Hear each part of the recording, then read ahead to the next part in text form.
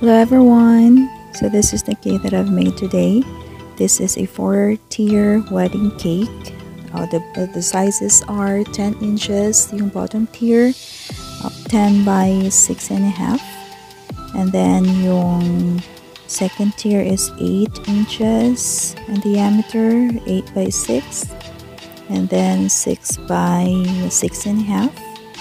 And then the top tier is 4 inches by 6.5 yata. I'm sorry, I forgot the height of the cake. So yung details ng bottom tier, the 10 inches up to the second tier. Yung bottom tier niya is meron siyang fondant ruffles. Kagaya nung sa inspiration cake na sent ni client, ni bride. Tapos yung mga embellishment niya is dried flowers. If you have watched the video that I've posted before, yung mga in-order ko na dried flowers, dito ko siya gagamitin. And again, naglagay ako ng styrofoam sa ilalim ng drum board para maging matibay siya, kasi maglalagay ako ng mga dowels. Itutusok ko siya hanggang doon sa styrofoam, kasi dadalhin pa ito sa Don Salvador Benedictos, kung saan doon yung wedding mismo, saka yung reception nila. So, hindi ko siya ipapatong-patong muna, isa-stack, kasi doon ko na lang siya i-assemble, kasi nga medyo yung daan punta doon is, papuntang bundok, may up and down. So, para makasigurado na safe yung cake na makarating doon, hindi ko na lang siya i-stack muna. So, ito yung pangalawang tier, the 8 inches by 6.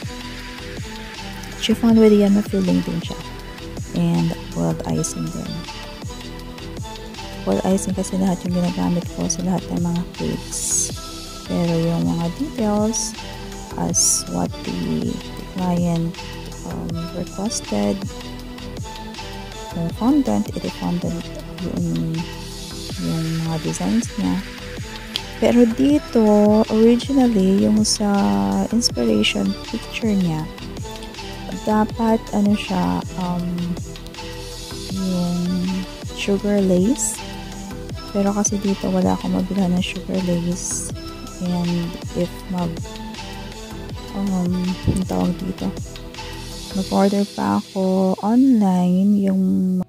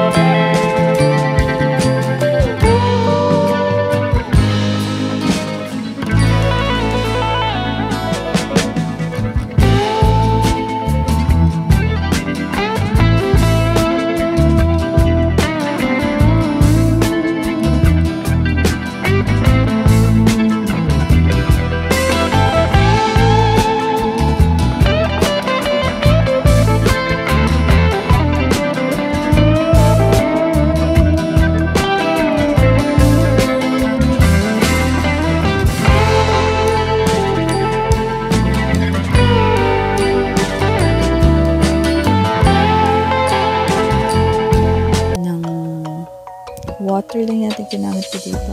Ay, hindi. Ano pala?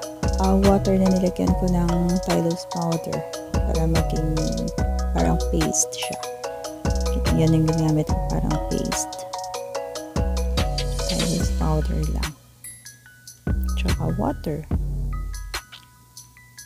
Tapos ginawa ko to umaga before ako nag-bake ng mga cake. Dinamihan ko na din para if in case na kailangan ko, may sufficient ako na embellishment na ganito. So yan, nilagay ko na siya. Pagkatapos ko mag-icing ng second tier. Pero yung iba dyan, hindi ko totally lahat sila nilagay. Kasi nga parang dun ko na lang tatapusin sa venue. Yan na yung muna yung nilagay ko dyan. And mahirap kasi pag nilagay mo lahat ng mga dekorasyon at magbabiyahe, minsan nadideform yung icing. Kanina kapag nung nagbiyahe kami, medyo na-deform yung icing. In some part dyan na-deform. And good thing, nagdala ko ng extra icing tsaka yung mga food coloring niya, and naayos ko naman. Yan naman kasi tayo, kailangan prepare tayo pag nagbabiyahe, para kung may masira man, madali natin ayusin. Yung third tier, hindi ko siya totally na pinakinis yung cake na yan, kasi kaya maglalagay ako ng mga dragees, yung pearl na dragees. Hindi ko kasi napakita dyan yung kung paano ako naglagay. Yan, yung nag-aantay na kami ng mga ng service. And shoutout nga pala kay Miss Tony ng ano bang tawag ng event nila, Little Miss Planner Events, sa pag-accommodate for the transportation. And thank you kasi maayos na nakarating yung cake doon sa venue. Ito yung mga anak ng mga boarders ko. Yan sila.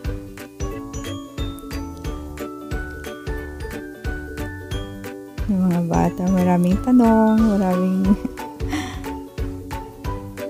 yan sila. Yan, eto na nga, dumating na kami doon. So, start na ng pagka-assemble. Yan, medyo pina-speed up ko lang yung video dito para hindi naman masyadong tumagal yung video. Ano siya, para ma-shorten lang siya ba. Yan, yung inaayos ko dun, yun yung parang nasirang dekorasyon sa second tier. Kasi nga syempre hindi may iwasan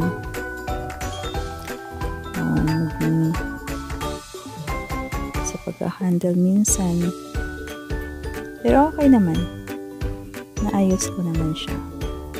Doon ko lang siya nilagay sa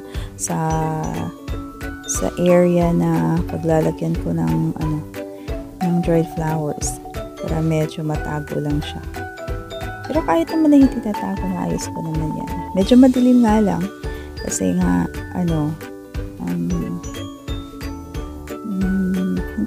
hindi naman masyado madilim yung area na yan, pero naka-against the light kasi yung camera ko, kaya medyo madilim. Ayos lang. And before pala kami nag-travel, nilagyan ko yan ng stick. As you can see, may mga stick siya sa middle ng mga cake. And pinalusot ko siya doon sa cover ng mga cakes. Yung karton na pinaglagyan ng mga cakes na yan, para at least may support siya mula doon sa cover ng mga box ng cake. So hindi siya hindi siya nagtabingi, hindi siya na deform kasi nga may support siya. And yung bottom tier na yan, marami akong towel na nilagay dyan para maging matibay talaga siya.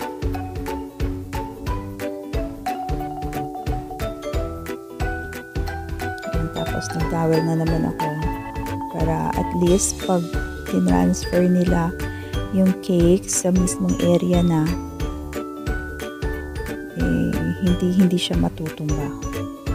Sturdy pa din siya kahit na malapit lang yung pagtatransferan nila.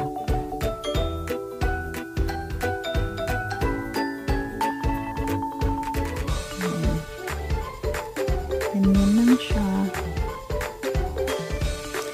And maganda yung lugar. Sa ano ba tawag sa lugar na to? Mangapuri Villas. Sa Don Salvador siya. Maganda yung lugar. Calming. Napaka-serene. Sarap mag-relax.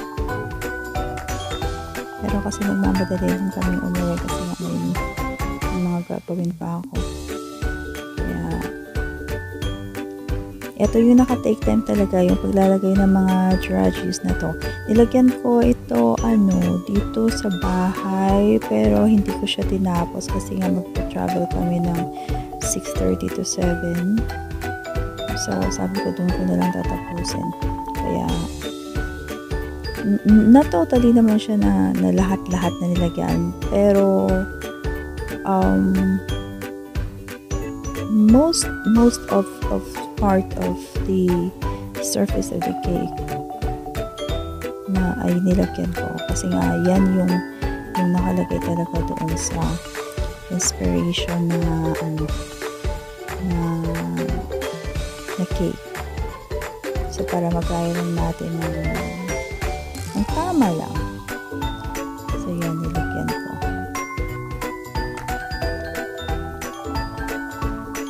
Yan yung si Nang Belen. Yan, tumulong sa akin. Kasi nga ayoko magbiyahe talaga na ako lang mag-isa. Kasi ang hirap sa pag-handle ng cake. Tapos yung concern ko paano pag wala akong kasamang umuwi, hindi ko alam yung lugar. Yung mga ganun.